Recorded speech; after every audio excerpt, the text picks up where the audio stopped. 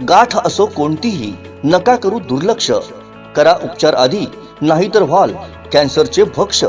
SSPM lifetime hospital Padave Sindhudurg. SSPM cancer centre. Mahatma Phule योजनेअंतर्गत कर्करोग तपासणी आणि उपचार पूर्णपणे मोफत. संपर्क 74 990 49 561 आणि 74 996 91 705. SSPM lifetime hospital Padave. SSPM cancer centre.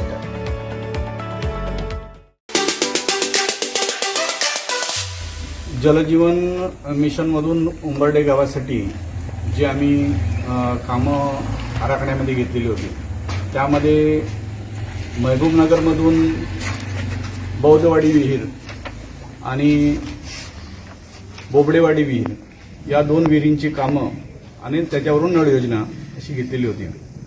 कॉन्ट्रॅक्टरला 2.5-3 महिन्यापूर्वी वर्क ऑर्डर मिळून सुद्धा आम्ही त्यांना वारंवार सांगून सुद्धा अद्याप कामांबाबत कोणतीही प्रगती नाही.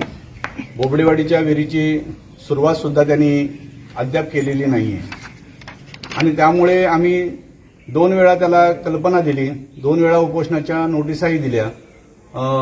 ज्यावेळी पहिल्यांदा नोटीस दिली त्यावेळी त्याने फक्त कामगार आणले, बौद्धवाडी विहिरीचा गाळ उपसला आणि पुन्हा तो गेला.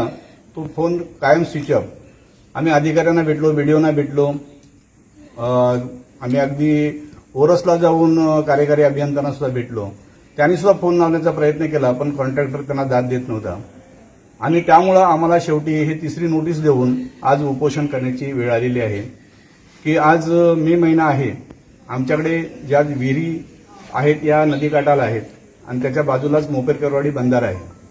बंधारा न अडवल्यामुळे आज उंबरड्यामध्ये पाणी टंचाईला सामोरं जावं लागत आहे. यावर्षी जर विहिरी खोदून नाही झाल्या तर पुढच्या वर्षी लोक गप्प बसणार नाहीत. बंधारा पाण्या अडवाच म्हणणार आणि पाणी अडवलं तर या कायमस्वरूपी विहिरी होणारच नाही. आणि म्हणून आम्ही हा शेवटी निर्णय घेतला की जोपर्यंत विहिरीचं काम सुरू होत नाही आणि कॉन्ट्रॅक्टर आम्हाला पूर्ण विहीर बांधून देण्याची हमी देत नाही तोपर्यंत आम्ही आज उपोषण सोडणार नाही.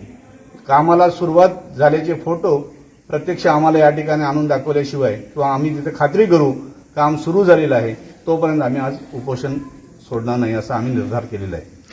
विहिरीचं जे कोण काम करतो ठेकेदार नेमकं कुठला आहे आणि प्रशासनाने त्यांच्यावर अद्यापपर्यंत का कारवाई केली नाही, काय सांगा? विहिरीचा जो कॉन्ट्रॅक्टर आहे तो कोल्हापूर जिल्ह्यामध्ये खुपिरे गावचा आहे. विराज पाटील म्हणून त्याचं नाव आहे. वारंवार त्याच्याशी आम्ही संपर्क साधला, अधिकाऱ्यांनाही त्यांनी त्यांच्याशी कॉन्टॅक्ट केला. माणुसकी म्हणून आम्ही 2 वेळा उपोषण स्थगितही केलं, परंतु नाविलाजानं आता हे आम्हाला उपोषणाला सामोरं जावं लागत आहे. थेट पंचायत समिती समोर तुम्ही उपोषणाला बसलात. गटविकास अधिकारी असतील किंवा त्या संबंधित विभागाचे अधिकारी असतील तुमच्या भेटीला आले होते का? त्याने काय आश्वासन दिलंय? आम्हीच बीडीओकडे जवळजवळ 2 वेळा मीटिंग केली. बीडीओनी सुद्धा आमच्यासमोर खूप प्रयत्न केले. इंगवले साहेबांना त्या ठिकाणी त्यांनी बोलवून घेतलं. स्वतः इंगवले साहेबांना त्यांनी सांगितलं की तुम्ही त्यांच्या घरी जा आणि त्या पद्धतीने कॉन्ट्रॅक्टरच्या घरी सुद्धा इंगवले साहेब त्या ठिकाणी जाऊन आले, तरी सुद्धा त्याच्यावर कोणताही परिणाम झाला नाही. त्यांनी कुठल्याही प्रकारचं कामाला सुरुवात केली नाही. आमच्या ग्रामस्थांनी सुद्धा, मुंबईवाल्यांनी सुद्धा त्यांना फोन करण्याचा प्रयत्न केला, परंतु त्याचा काही परिणाम न झाल्यामुळे आज आम्ही या ठिकाणी उपोषणाला बसलेलो आहोत. प्रशासनाने कुठली नोटीस वगैरे संबंधित ठेकेदाराला वगैरे काय काढली आहे? बीडीओ साहेब म्हटले की मी आपले अभियंता इंगोले साहेबांना मी नोटीस द्यायला सांगितलेली आहे की जर तू काम चालू नाही केलंस तर तुला आम्ही ब्लॅकलिस्टमध्ये टाकण्याचा प्रयत्न करू. अशा पद्धतीची सूचनावजा नोटीस त्यांनी मला दिलेली आहे असं समजतं, पण मला प्रत्यक्ष माहिती नाही आहे. गुरसाळ साहेब, तुम्ही आला तिथे ग्रामीण पाणी पुरवठा विभागाचा हा विषय आहे. नेमका काय विषय आहे आणि काय कामात या दिरंगाई होते? या कामामध्ये मेनतः ग्रामस्थांच्या दोन्ही विहिरी ह्या पावसाळ्यापूर्वी बांधून मिळाव्यात अशी प्रामुख्याने मागणी आहे आणि ती मागणी रास्त आहे. कारण जो मोपेरकरवाडी बंधारा आहे त्या बंधाऱ्यावरच त्यांचे टोटली ज्या योजनेच्या विहिरी आहेत त्या पाण्याने भरलेल्या राहतात आणि ह्या वर्षी त्यांनी तो बंधारा न अडवल्यामुळे पाण्याची कामं, विहिरींची कामं जी प्रस्तावित जलजीवन मिशनमध्ये आहेत ती ह्या वर्षीच पूर्ण करावी तशी त्यांची मागणी आहे.